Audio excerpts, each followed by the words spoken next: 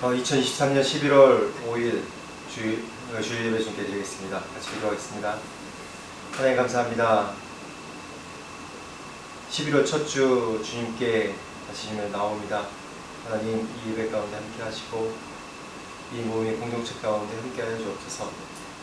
주님의 신실하심으로 또 이 주님의 교회를 인도하시고 또한 이 예배 가운데 충만케 하셔서 또한 이 예배에 동참하며 함께할 자들을 또한 모아주시옵소서. 이 예배가 주님께 드린 신실한 예배가 되게 하시고 성령의 감화 감동 있는 예배가 되게 하시고 우리가 하나님의 음성을 들으며 하나님의 뜻을 깨닫는 예배가 될 수 있도록 인도하여 주소서. 먼저 이 찬양을 주님께 올려드립니다. 예수 이름으로 기도합니다. 아멘.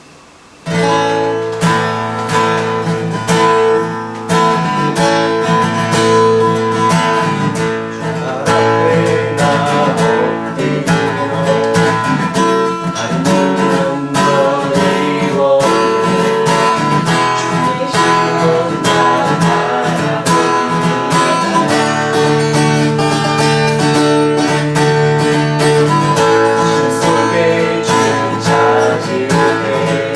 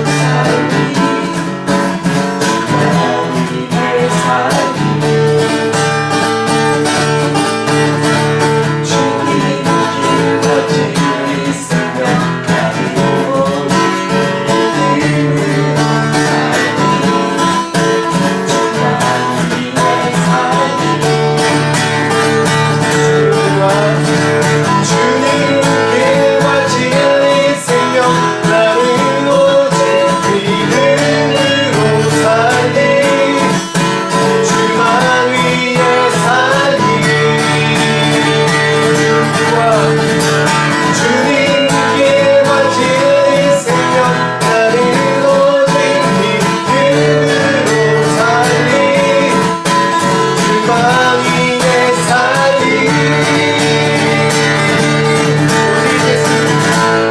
오직 예수 주님만이 나의 삶의 이유 오직 예수 주님만이 나의 삶의 이유 오직 예수 주님만이 나의 삶의 이유 오직 예수 주님만이 나의 삶의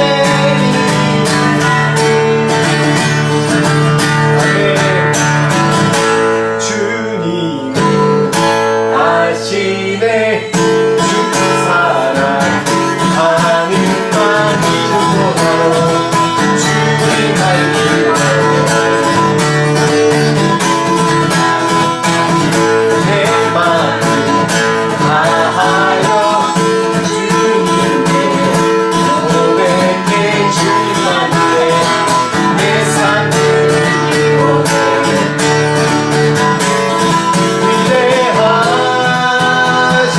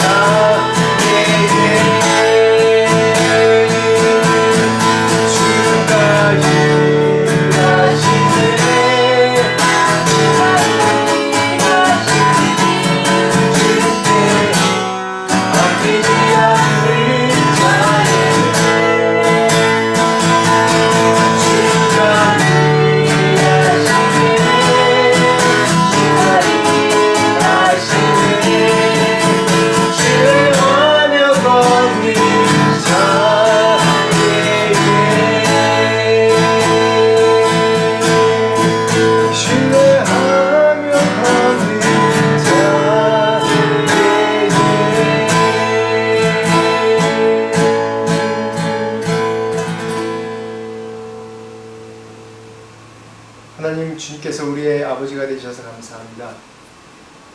또한 주님께서 이 땅을 다스리시는 분이시고 이 땅의 왕이시고 여전히 지금도 우리의 주인이신 분에 대해서 하나님 감사드립니다. 하나님 오직 그러나 하나님만 신뢰하고 주님만 바라봅니다. 이 예배 가운데 계속 역사하시고 하나님의 말씀으로 능력으로 하나님 채워주시옵소서. 예수님 이름으로 기도합니다.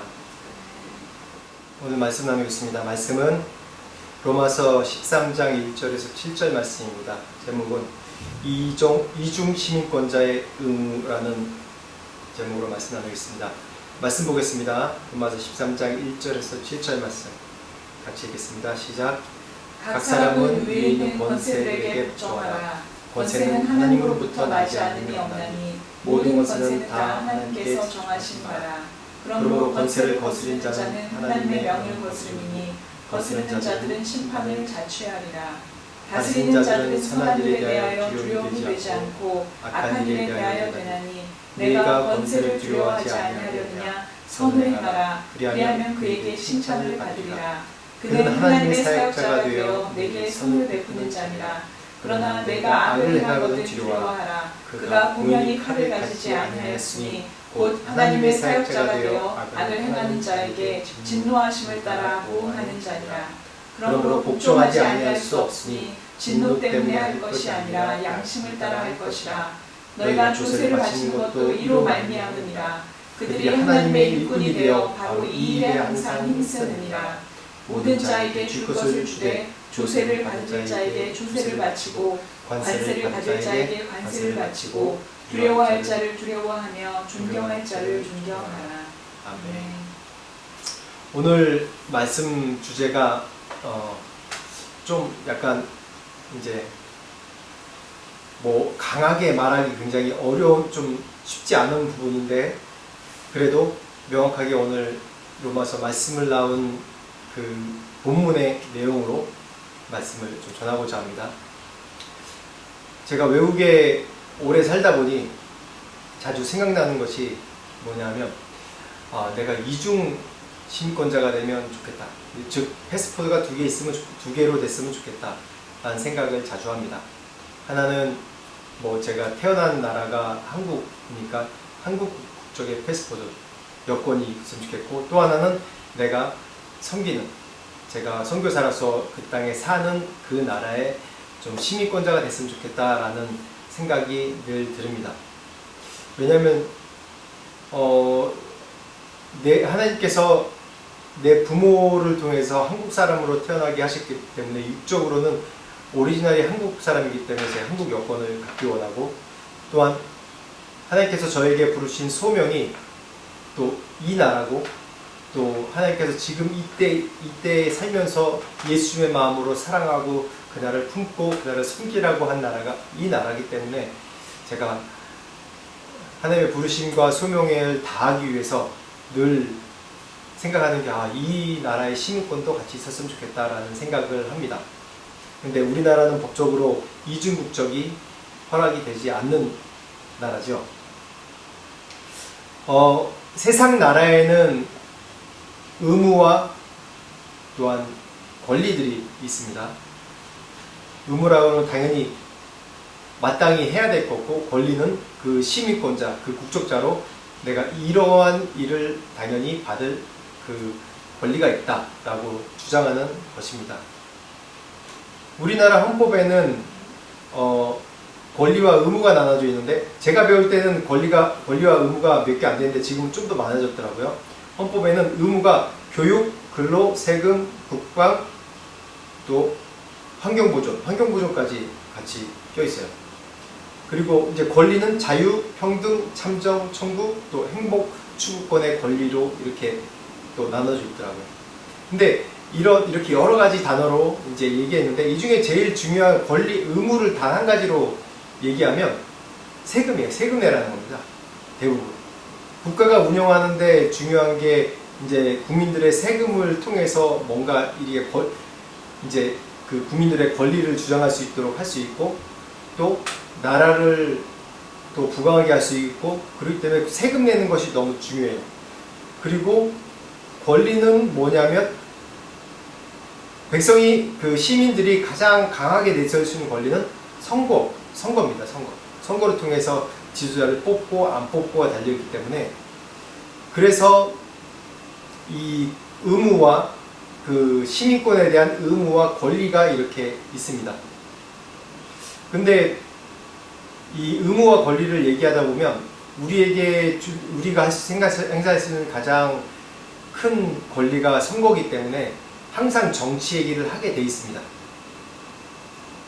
그래서 이제 교회에서는 이런 다툼이 이제 왜냐하면 정치 얘기하면 사람이 생각이 각양각색으로 다르고 출신도 다르고 또 배운 것도 다르고 배경도 다르기 때문에 정치의 이해관계가 너무 다른 거예요. 어떤 사람은 우리나라로 예로 얘기하면 진보 쪽을 지지하는 분들이 있고 어떤 분은 또 보수 쪽을 지지하는 분들이 있습니다. 그래서 퍼센티지로 보면 공식적으로 우리나라 나온 퍼센티지로 보면 30대 30 정도로 생각하고 있어요. 30%, 30% 그 정도가 이제 보수, 진보 이렇게 나눠져 있다고 얘기하고 있어요.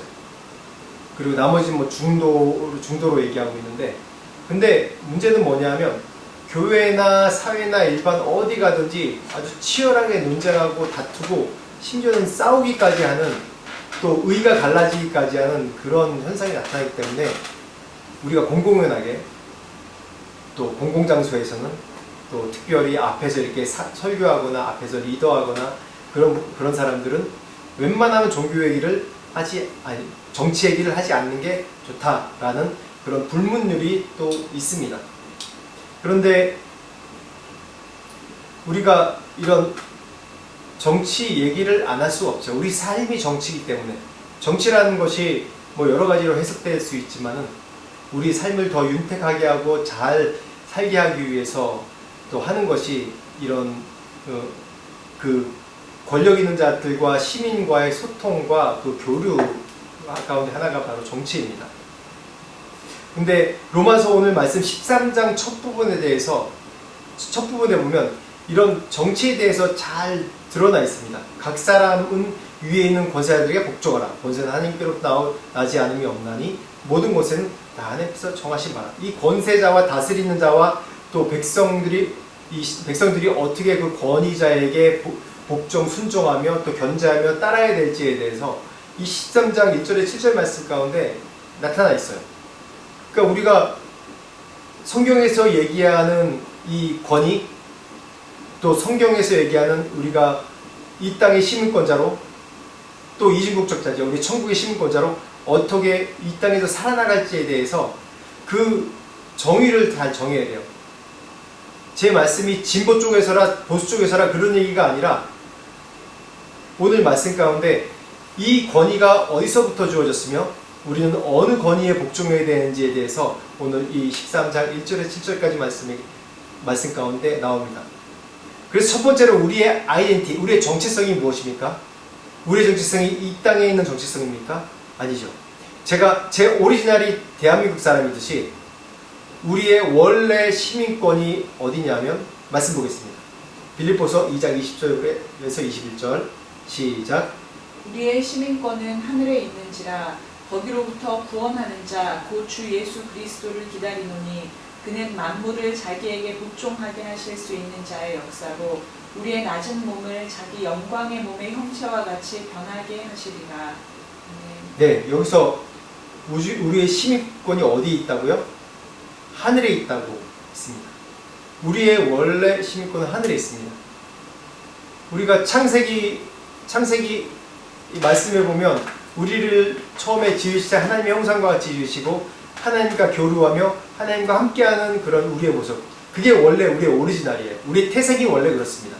하나님의 형상으로 지어지고 에덴 동산에서 하나님과 함께 사는 것이, 함께 있는 것이, 그게 우리의 원래 시민권, 오리지널 우리의 디자인, 원래 우리의 시민권입니다. 그래서 우리의 주소는, 우리의 이 땅의 주소는 뭐 대한민국이 되고 또 지금 여기 태국이 되고 그렇지만 원래 우리의 영적인 주소는 어디요? 하늘나라의 시민권, 하늘나라의 시민권이 바로 우리의 원래 여권, 패스포드입니다. 그래서 우리가 이 두 가지의 우리가 이중적인 정체성으로 이 땅에서 살아나갈 때 우리가 어떻게 이걸 균형 있게 맞춰서 어떻게 이 시민권에 대해서 어느 시민권에 우리가 순종하고 복종하며 또 세워가는지에 대해서 우리가 참 고민이 많은데, 우리가 자주 좀 빠지게 되는 우리가 실수가 뭐냐면, 이 두 가지 시민권을 어떻게 이 땅에서 어떻게 또 적용하면서 정체성으로 살아가야 될지 헷갈리는 거예요. 그 사회는 점점 암울해지고 사회는 점점 하나님을 떠나가고 힘들고, 그러니까 자꾸 우리가 생각하는 건 천국 시민권만 생각하는 겁니다. 물론 우리가 영생을 위해 천국에 가기 위해서, 우리가 예수 믿는 것이 천국 가기 위해서 하는 것이죠. 그런데 이 땅의 의무도 또한 우리가 무시하면 안 됩니다. 1980년대부터 90년대 초반까지 일어났던 사건들이 뭐냐면, 시한부 종말론이라는 그런 굉장히 유행하는 시대적으로 항상 있어 왔던 것입니다. 시한부 종말론이라 하면 언제 맨날 몇 시에 예수께서 재림하신다, 하늘로 승천하신 예수님께서 다시 이 땅에 오신다고 말씀을 믿는 것이 우리의 믿음 아닙니까? 근데 그 날짜를 계시받았다는 거예요. 또 그 날짜가 이 말씀 가운데 명명되어 있다는 거예요. 그래서 이걸 해석하고 또 환상을 본 환상과 그런 걸 조합해서 맨날 몇 시에 예수님께서 이 땅에 오신다고 그렇게 선포가 다니는 거예요. 그 중에 대표적인 그런 이제 그룹이 다미성교회라는 것이 있었는데, 뭐 지금도 있다고 해요. 다미성교회에 들어간 사람들이 어땠냐면, 그냥 자기 재산도 팔고 다 재산도 팔고, 이제 곧 매달 며칠이면 내가 휴거해서 그대로 내가 들려올려서 하늘로 들려올려서 승천하니까, 나도 그러니까 내가 이 땅에서 뭘 가질 필요 없다. 그래서 재산도 팔고 다미성교회 그냥 그쪽에 들어가 있는 거예요. 또 공부하던 아이들도 무슨 공부냐, 공부 그만두고 들어간 사람들도 있고. 이게 올바른 겁니까? 이게 천국 시민권만 주장하는 그런 게 올바른 게 아니죠. 그래서 제가 군대에 있을 때 이제 다미성교회에서 얘기한 게 1992년 10월 28일인가 제가 기억하고, 8일에 휴거가 일어난다고 얘기하고, 휴거라는 것은 믿는 사람, 하나님께 선택된 백성, 믿는 사람을 이 환난 당하기 전에 하늘로 들려 올려서 또 천국 잔치를 한다는 게 그 휴거입니다. 신학적인 용어입니다. 근데 그때 당시에 이 전단지 만들어서 막 사람들이 뿌리고 다니고 또 전도하고 다녔어요. 전철역마다 또 버스 정장마다 다미성교회나 이 시한부 종말론을 가진 사람이 예수 믿으라고 곧 며칠날 92년 10월 28일 예수님 오신다고 전단지를 나눠주면서 계속 전도하고 있는 거예요. 근데 제가 이때 당시에 군대에 있었습니다. 근데 뉴스에도 많이 나왔어요. 아침 뉴스에나 뭐 뉴스에 참 많이 나오고, 뭐 특집이나 뭐 그런 것들도 굉장히 많이 방영을 했어요. 그런 거 볼 때마다 저희 이제 부대에 있는 고참들이 항상 이제 야 너는 그때 하늘로 들려 올라갈 수 있겠다 막 이렇게 뭐 농담도 하고 그랬어요. 그리고 10월 28일 바로 전날 27일 추실 때는 저보고 내일 이제 못 보니까 잘 가라 그러고 이제 인사도 하고 이렇게 농담식으로 이렇게 얘기했던 기억이 있어요. 근데 이때 92년 초반에 어떤 일이 있었냐면, 제가 이제 자대 배치 받아서 이제 제가 철원에서 정장을 했습니다. 이 겨울에 추운 날 이제 저희가 점호 10시에 불을 딱 끄고 점호하고 딱 누웠어요. 누웠는데 5분도 안 돼서 문을 벌컥 열고 누가 이제 군화 싣고 들어오는 소리가 들렸습니다. 그러더니 이제 거기 잠자던 이제 부사들이 다 일어나서 막 격려하고 그래요. 쭉 지나갔습니다. 그러더니 갑자기 이제 일직사관 이제 하사인 분이 갑자기 저 와서 막 저를 깨우는 겁니다. 저를 부르는 겁니다. 그래서 부르더니 너 중대장님 와보래, 빨리 가봐, 그러면서 뭐 잘못한 거 있냐고 저한테. 그 중대장님이 굉장히 무서워서 별명이 무슨 불독이던가 뭐 그런 거였어요. 굉장히 무서운 중대장이었어요. 이 부대원들의 굉장히 엄한 그런 분이셨어요. 그런데 제가 그래서 뭔 일까 그래서 잔뜩 이제 쫄병이라서 이제 부대에 온 지 한 3, 4개월밖에 안 됐는데 좀 겁먹고 이제 옷 막 입고 이제 갔습니다. 가서 경례 딱 하고 중대장 앞에 이제 신고하고 딱 섰습니다. 그러더니 근데 중대장님 얼굴이 딱 앉은 얼굴이 제가 딱 봤는데 그런 위험 있고 이 무서운 얼굴이 아니라 얼굴이 사색이 돼 있는 거예요. 막 하얗게 질려가지고. 근데 갑자기 저한테 빨리 와서 가까이 앉아보라고. 그래서 앉았더니 뭐라고 하냐면 그 전단지를 저한테 주는 거예요. 10월 28일. 그때가 겨울이었어요. 92년 1월인가 그때였어요. 전단지 딱 보여주더니 그분이 교회 다닌 분이었거든요. 보여주더니 너 10월 28일 날 예수님 재림한다는데 어떻게 되냐. 세상 종말한다는데 내가 어떻게 되냐. 막 그렇게 얘기하는 거예요. 그래서 제가 그때 너 신학생이니까 너 전도사니까 잘 알 거 아니냐.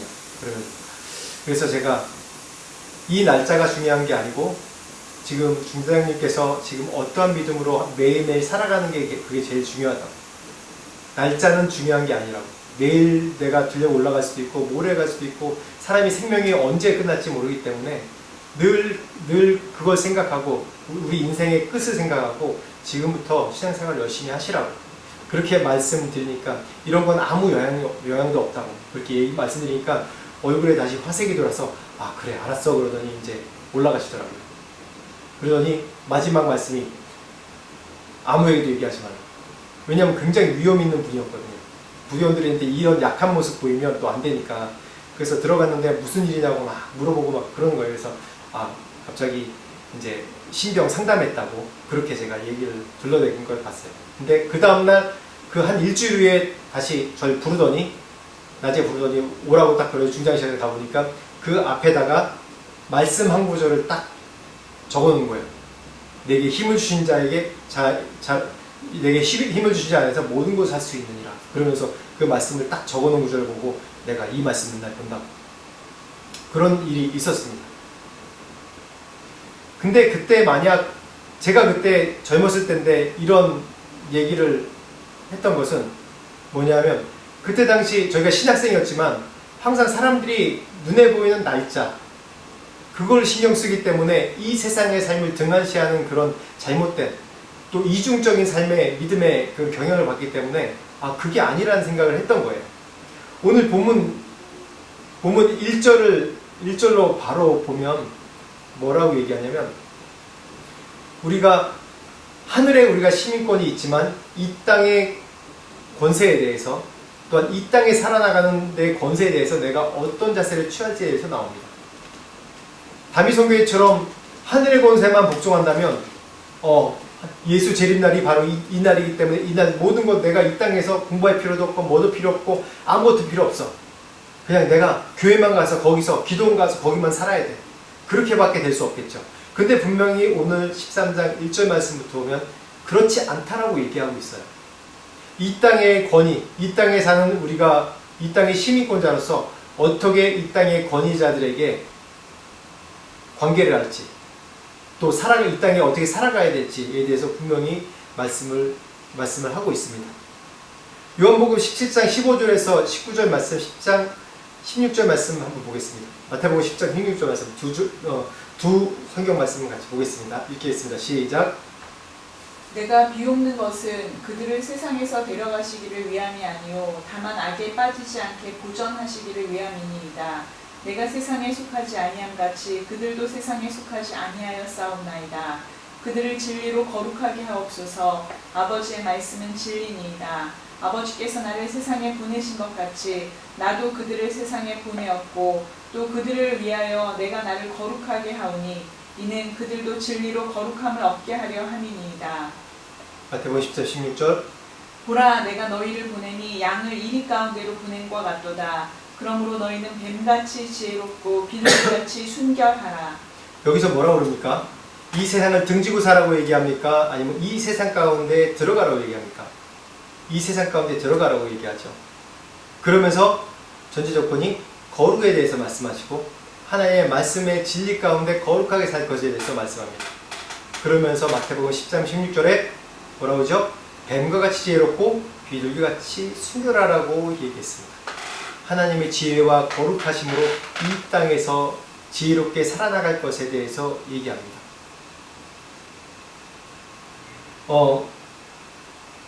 인터페이스란 그런 장치가 있습니다.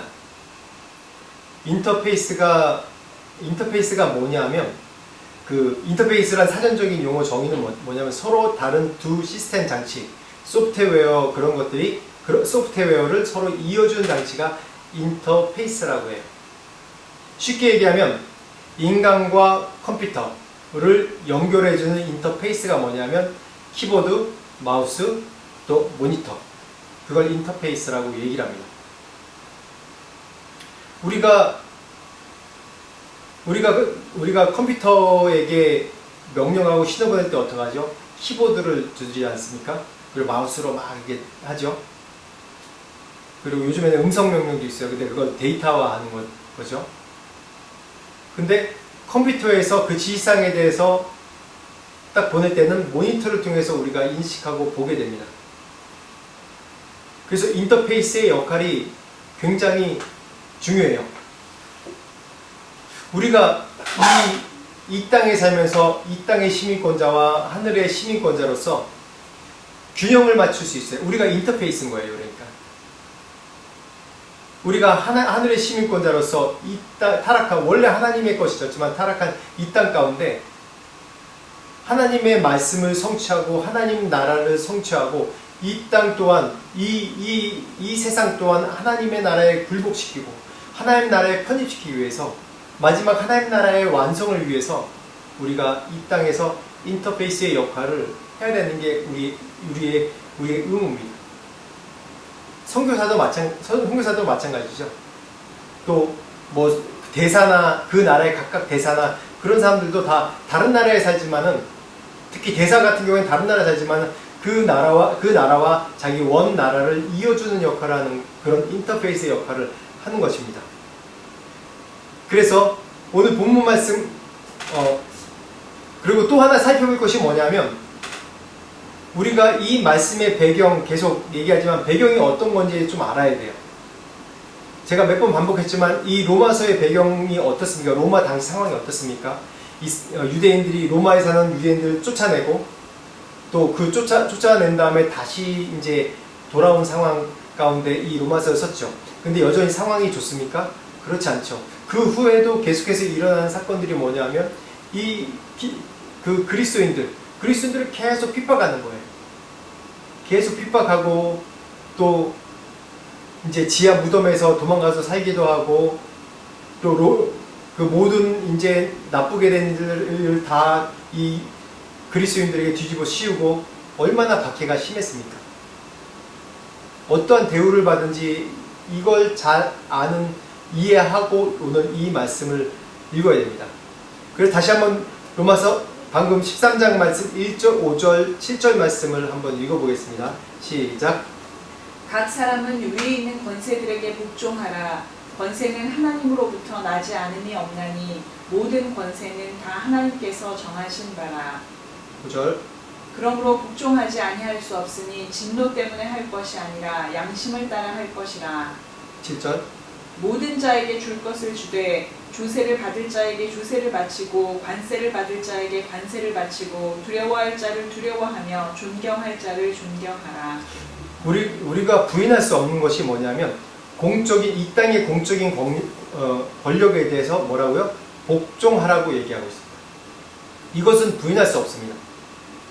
공적인 권력에 대해서 그들이 만든 법이나 그들이 명령한 것들에 대해서 일단은 이 공적인 것에 대해서 복종하고 순종하라고 얘기합니다. 그래서 또한 거기에 따른 관세도 정확하게 바치고 내라고 또 얘기합니다. 또 한 가지 다른 또 면에서 보면 또 뭐냐 하면 3절 말씀 한번 읽어보겠습니다. 시작. 치안관들은 좋은 일을 하는 사람에게는 두려울 것이 없고 나쁜 일을 하는 사람에게만 두려움이 됩니다. 4절 말씀. 권세를 행사하는 사람을 두려워하지 않으려거든 좋은 일을 하십시오. 그러면 그에게서 칭찬을 받을 것입니다. 권세를 행사하는 사람은 여러분 각 사람에게 유익을 주려고 일하는 하나님의 일꾼입니다. 그러나 그대가 나쁜 일을 저지를 때에는 두려워해야 합니다. 그는 공연히 칼을 차고 있는 것이 아닙니다. 그는 하나님의 일꾼으로서 나쁜 일을 하는 자에게 하나님의 진노를 집행하는 사람입니다. 그러므로 진노를 두려워해서만이 아니라 양심을 생각해서도 복종해야 합니다. 근데 여기서 보면 공적인 권력을 복종하는데 왜 그래야만 하는가를 쭉 설명하고 있습니다. 지금 세번역으로 방금 또 다시 읽었는데 좀 세번역으로 읽으니까 좀 더 명확하죠. 이 치안을 담당하는 것을 위해서 또 이 땅의 권세를 왜 공적인 권력에 복종을 해야 되냐면 선과 이 땅에 사는 그 보통의 우리의 도덕, 우리의 성경의 그런 우리가 사는 그 질서 유지와 이 안에 있는 치안과 또한 사람들에게 상해를 입히고 손해를 입히고 그런 것에 대해서 또 보호해주고 또 그런 질서를 유지하기 위해서 권세자들에게 복종하라고 얘기하는 것입니다. 그래서 이 권력도 이 칼도 하나님께로 온 것이라고 얘기하고 그렇게 얘기하고 있죠. 그래서 이 권위가 하나님의 뜻에 위배되지 않는 그 전제 하에서 그 권력에 우리가 복종해야 되는 것입니다. 모든 헌법은 뭐 요즘에 법이 막 이제 잘못 고쳐져서 이상한 것도 있는데 모든 법들은 그 나라의 질서와 치안 유지를 위해서 또 이 시민들의 안전과 평화를 위해서 제정된 법들이에요. 그래서 법을 어기지만 않으면은 왜냐면 그 법을 그 법을 어기게 되면 그 질서가 무너지고 또한 또 해를 입는 사람도 생기고 그러기 때문에 그 질서를 유지하기 위해서 그 공적인 질서와 사회를 관리하고 유지하기 위해서 질서 유지하기 위해서 이 공적인 권력에게 또한 복종하라고 분명히 얘기하고 있어요. 그런데 4절 말씀 보면 한번 보겠습니다. 시작. 그는 하나님의 사역자가 되어 내게 선을 베푸는 자니라. 그러나 내가 악을 행하거든 두려워하라. 그가 공연히 칼을 가지지 아니하였으니 곧 하나님의 사역자가 되어 악을 행하는 자에게 진노하심을 따라 보응하는 자니라. 6절 말씀 한번 더 읽겠습니다. 시작. 너희가 조세를 바치는 것도 이로 말미암으니라. 그들이 하나님의 일꾼이 되어 바로 이 일에 항상 힘쓰느니라. 제가 왜 하나님의 뜻에 위배되지 않는 전제하에서 우리가 이 권력에 이 세상 권위에 복종해야 된다고 얘기하냐면 여기 말씀 가운데 계속 반복된 단어가 몇 개 있습니다. 하나님의 사역자, 그리고 6절 말씀에 하나님의 일꾼 그렇게 얘기하고 있습니다. 여기서 하나님의 사역자 그러면 헬라어로 디아코노스라는 단어인데 이 단어가 어떤 단어냐면 그 종이 식사할 때 시중을 두는 자를 가르쳐서 디아코노스라고 얘기를 해요. 또 라틴어로 되면 라틴어는 여자가 이제 정말 밥 시중을 이렇게 드는 사람을 또 디아코노스라고 얘기해요. 그리고 6절 말씀에 하나님의 일꾼이라고 나오는데 하나님의 일꾼은 또 헬라어로 뭐라고 얘기하냐면 레이트루보이라는 단어인데 이 단어는 군대에서 이제 일에 종사하는 자, 그러니까 상명하복의 사람, 왕의 신하 아니면 또 성수에서 일하고 섬기는 자를 위해서 쓰여진 단어입니다. 이 단어를 볼 때 어떤 생각이 드세요? 4절 말씀에 분명히 얘기하죠. 하나님의 사역자가 되어 내게 선을 베푼 자니라. 이 권력자가 1절에서 얘기하는 이 하나님께서 권위를 주신 권력자가 어떤 사람이냐면 하나님의 사역자가 되어서 라고 얘기하고 있어요. 하나님의 사역자가 되어서 내 대신 너에게 선을 베풀고 내 대신 악을 심판하고 내 대신 너에게 상을 주고 내 대신 너에게 벌을 준 자니라 라고 얘기하는 겁니다. 즉 권위에 있는 사람이 내가 능동적인 권위가 아니라 명확하게 얘기하면 하나님께서 부여해 주시는 수동적인 권위가 이 땅의 권위자예요. 하나님의 사역자, 하나님의 일꾼이라고 얘기하는 겁니다. 그래서 전제 조건이 하나님의 뜻에 위배되지 않는 한에서 우리가 하나님의 이 땅의 권력자의 권위자에게 순복하고 복종해야 된다는 뜻입니다. 그래서 이 말씀을 또 계속 오해할 수가 있는데 왜냐하면 말씀에 명확하게 1절 말씀부터 뭐 어떻게 하라 권위자에 순복하라 왜 그러냐면 계속 나와 있어요. 근데 그 7절 말씀 다시 한번 이 중간에 어떤 단어가 1절부터 7절 말씀 가운데 어떤 단어가 계속 얘기가 나오냐면 뭐 1절 말씀부터 각 사람 위에 있는 권세자들에게 복종하라. 권세는 하나님으로부터 하지 않을 것이 없나니 이 중간에 빠진 단어가 있어요. 헬라어로 가르라는 단어인데 영어로 for 그러니까 왜냐하면 그것에 대해서 설명해 주는 거예요. for 가르라 그러면 왜냐하면 또 그렇기 때문에 그래서 왜냐하면 이 가르라는 단어가 왜냐하면이라는 단어를 쓰면서 이거 설명해 주는 거예요. 그래서 1절 말씀을 다시 한번 이 왜냐하면으로서 한번 읽어볼까요? 시작. 각 사람은 위에 있는 권세들에게 복종하라. 왜냐하면 권세는 하나님으로부터 나지 않음이 없나니 모든 권세는 다 하나님께서 정하신 바라. 이게 성경에 보면 항상 이 접속사가 정말 중요한 역할을 많이 하는데 번역할 때 접속사를 빼고 하는 게 굉장히 많아요. 그래서 왜냐하면을 넣으니까 좀 더 이 부분이 좀 부드럽게 이해되는 부분이 있습니다. 지도자를 세우신 분도 하나님이시고 지도자를 폐하시는 분도 하나님이시란 뜻이에요. 그래서 계속해서 가르 그러면서 왜냐하면 네가 권세자들에게 복종하는 이유가 네가 이렇게 해야 되는 이유가 왜냐하면 모든 권세는 하나님께 있기 때문에 하나님께로부터 나온 거기 때문에 이 땅의 질서를 유지하고 나를 대신해서 하나님의 일꾼으로 하나님의 사역자로 이 땅에 세워진 지도자이기 때문에 네가 이런 부분에서 복종해야 된다. 이런 부분에 대해서 따라야 된다라고 계속 얘기하는 겁니다. 근데 이 땅의 권위가 어떻습니까? 이 땅의 권세가 어떻습니까? 그 당시로 돌아가면 로마의 이 권세자들이 얼마나 악독했습니까? 민주주의입니까? 민주주의 아니죠. 뭐 공화정을 한다고 그렇게 얘기를 하지만 결국은 황제 중심의 독재 국가였어요.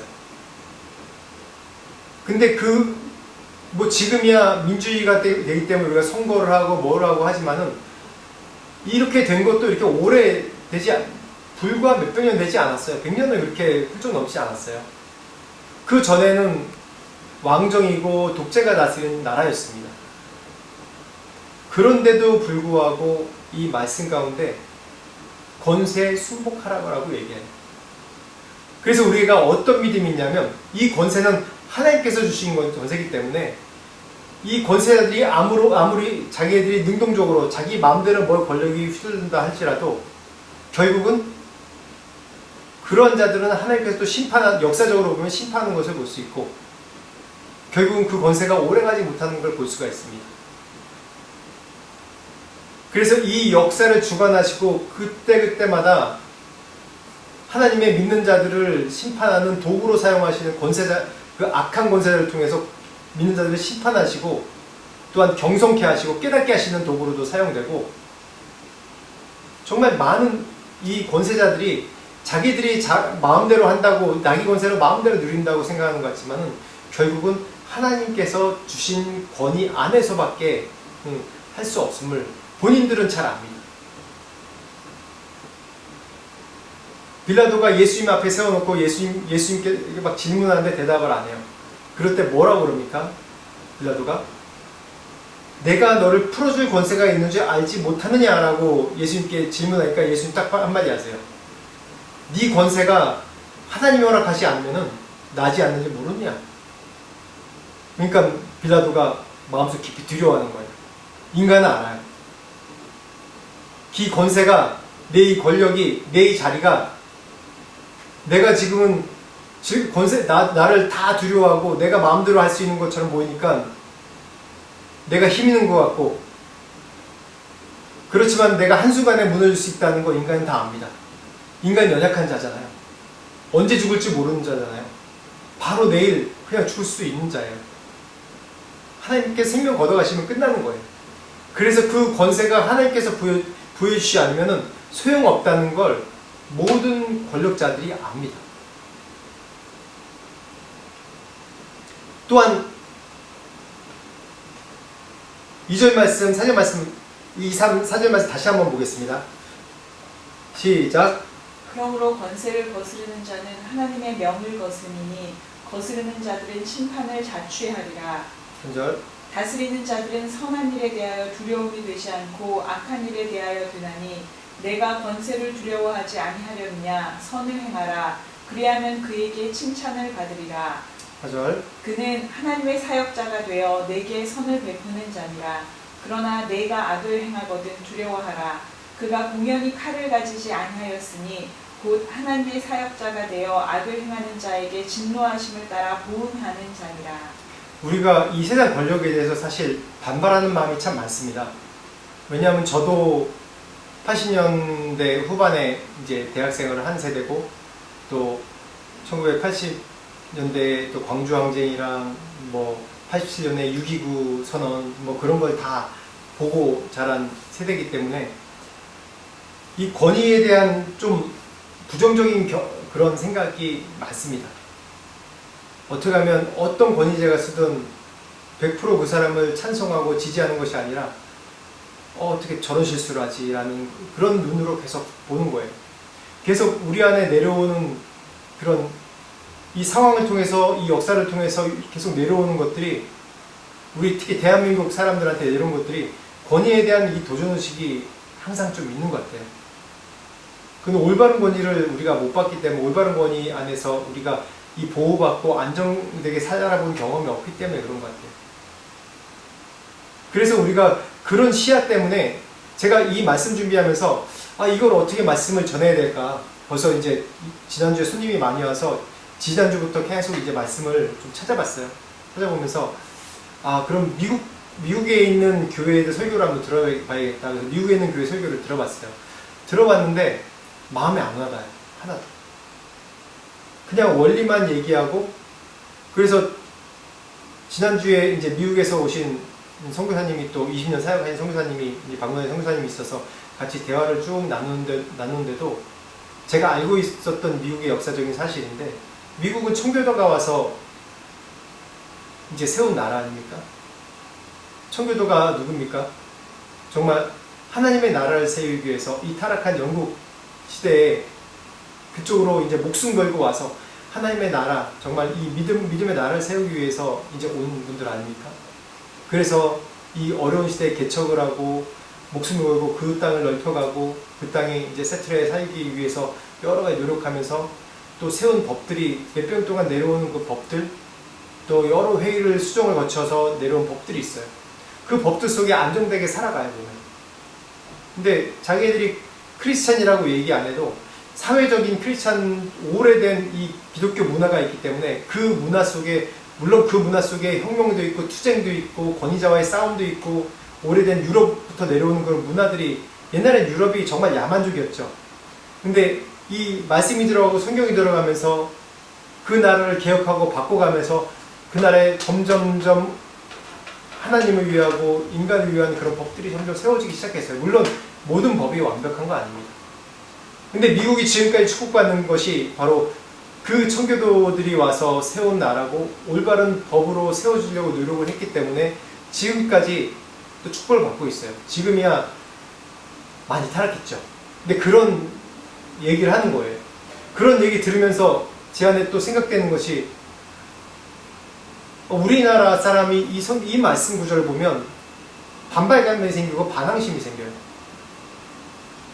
이 80년대, 90년대 초반에도 항상 데모하는 사람들 보면 공부도 안 하고 데모한다고 얘기하고, 또 교회에서는 권위자에게 복종하라, 이 13장 1절 말씀 들이대면서 권위자에게 복종하라고 얘기하고, 이 말씀 가운데 나와 있는데 왜 안 듣냐고, 이거 하나님 보여주신 거라고 얘기하고, 올바른 그 정의와 또한 올바르지 않은 것에 대해서 이 교회 내에서도 구분짓지 않고 그냥 피해갔던 그런 여러 상황들이 있었어요.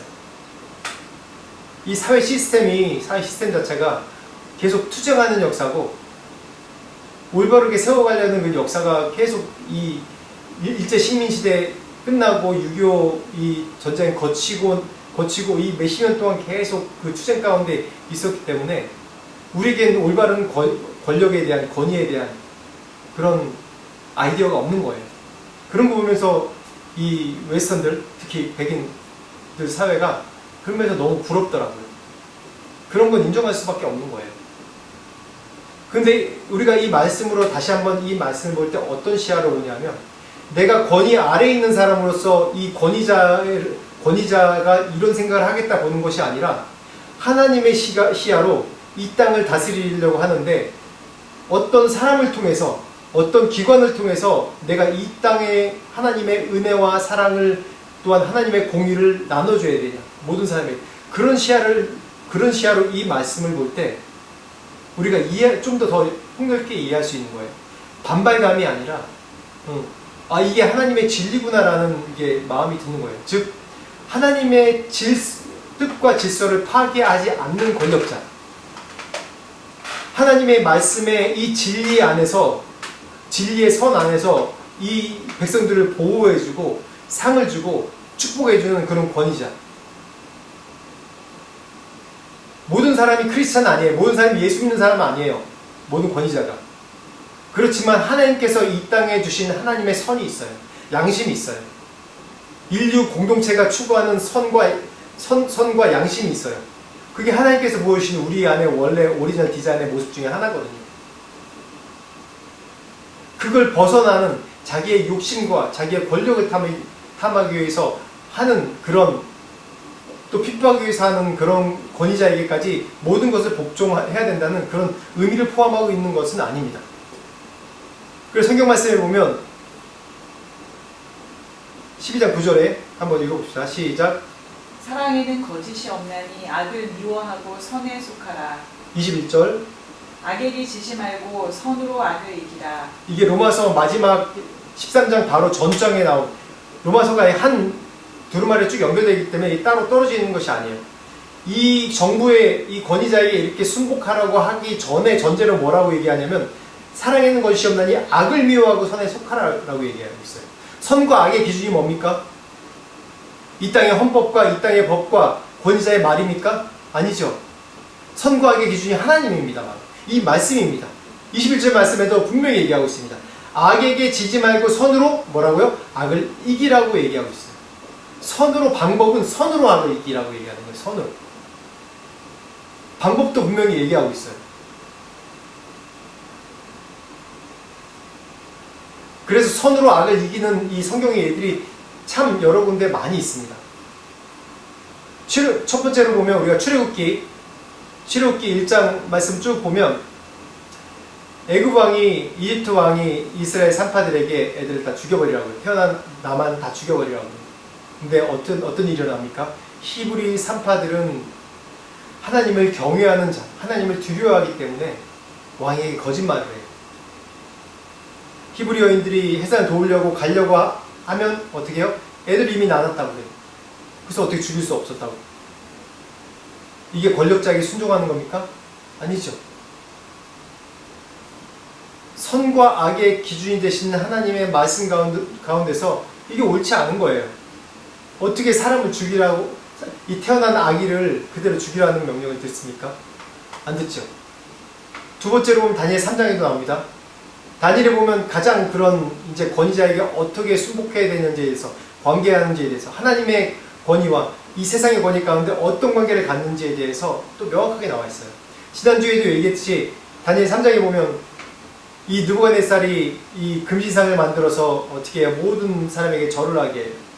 한 시와 한 때를 정해서 그 풍악이 들리면 그 가운데 절을 하게 해요. 근데 어떻게 해요? 예의 바르게, 그렇지만 명확하게 얘기를 해요.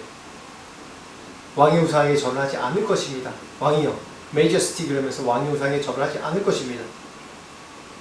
만약 우리가 그리 아니하실지라도, 우리가 죽는다 할지라도 내가 하나님 왕의 신을 섬기지 않겠습니다라고 그렇게 얘기를 합니다. 굉장히 명확하게 얘기하는 것이죠. 그리고 또 다니엘서 6장에 보면 또 그런 일이 나와요. 다리우스 왕 때 일인데, 이제 신에게 뭔가 이제 이 신이 다리오가 얘기하는 신에게만 이제 예배를 드리고 경배를 해야 된다고 그래요. 근데 다니엘은 어떻게 해요? 일부러 문을 활짝 열고 하루에 3번 하던 대로 그대로 기도해요. 사람들이 보건 말건 상관없이. 그 얘기는 뭐예요? 내가 왕의 이 말에 순종하지 않는다는 거예요.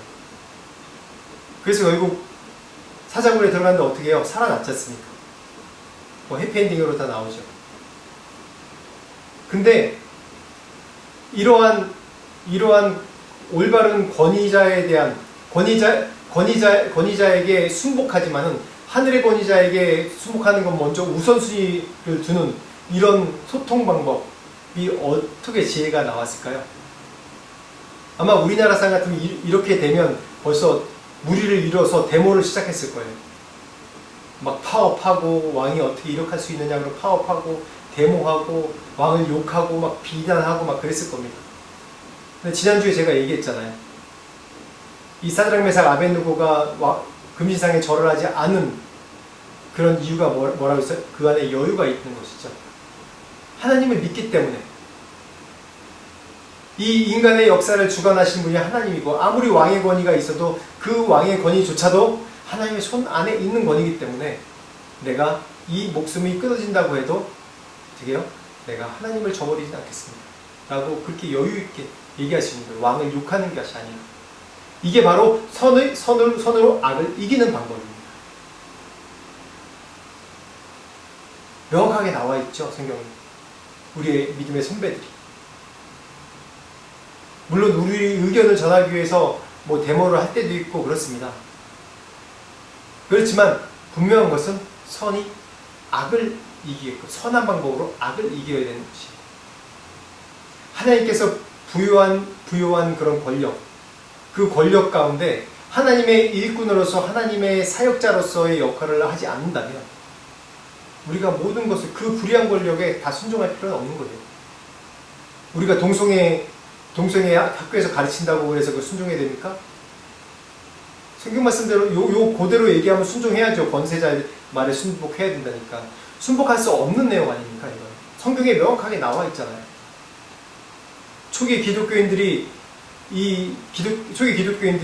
로마 황제의 명령에도 불구하고 예수 그리스도를 섬긴 건 목숨 바쳐 예수 그리스도를 믿은 거는 이 세상을 존중하지 않아서가 아니라 불의한 명령, 불의한 권력에 하나님께서 인정하시지 않은 그런 명령에 하나님의 시민권의 우선순위가 우리에 있기 때문에 하나님의 명령에 우선순위를 두는 거예요. 하나님의 그런 명령, 하나님의 이 한 천국 시민권의 그런 의무가 이 세상 의무랑 이 갈등이 나는 거는 하나밖에 없어요. 이 세상 권력자의 욕심이에요. 이 세상 권력자의 욕심으로 이 천국 시민권자를 핍박하는 거예요. 그래서 우리에게 지혜가 필요합니다. 그래서 무엇보다도 특히 우리나라 사람한테는 이런 게 필요한 것 같아요. 뭐냐면 우리의 가정에서부터 천국 시민권자로 우리가 살아가는 방법을 계속 연습하는 겁니다. 에베소 5장 21절 24절 한번 읽어보겠습니다. 시작. 그리스도를 경외함으로 피차 복종하라. 아내들이여 자기 남편에게 복종하기를 주께 하듯 하라. 이는 남편이 아내의 머리 되니 그리스도께서 교회의 머리 됨과 같으니 그가 바로 몸의 구주시니라. 그러므로 교회가 그리스도에게 하듯 아내들도 범사에 자기 남편에게 복종할지니라. 또한 자녀 말씀도 이제 6장 1절 말씀에도 나옵니다. 근데 우리가 이 말씀만 딱 보면 복종하라고 이제 우리 아내에게 막 얘기할 수 있지 않습니까? 절대적으로 복종하라고 나와 있지 않습니까? 우리가 얘기하죠. 근데 그게 아니죠. 바로 남편이 남편들은 아내에게 어떻게 하라고 얘기하냐면 그리스도가 교회의 몸같이 하듯이. 이게 올바른 권위입니다. 우리가 예수 그리스도가 우리를 위해서 목숨을 바쳤듯이 그렇게 서로 겸손하고 피차 복종하라는 거예요. 자녀에게는 어떻습니까? 자녀는 우리가 낳아서 길러주고 우리의 대가가 들어간 자녀들이니까 너희 마음대로 하라고 그러지 않지 않습니까? 자녀에게 올바른 이 진리와 올바른 권위를 심어주기 위해서는 바로 우리 부모가 먼저 자녀들에게 낮아진 자세가 돼야 돼요. 저희 애들이 한창 사춘기 때 너무 괴롭고 힘드니까 뭐 반항도 하고 말도 안 되는 이제 짓도 하고 반항도 하고 얘기도 하고 그래요. 그래서 누군가 그런 말씀을 딱 하더라고요.